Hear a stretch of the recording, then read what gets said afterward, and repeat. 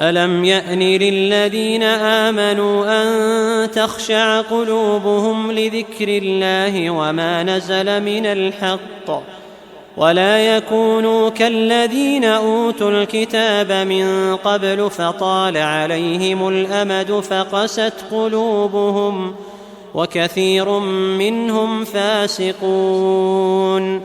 اعلموا أن الله يحيي الأرض بعد موتها قد بينا لكم الآيات لعلكم تعقلون.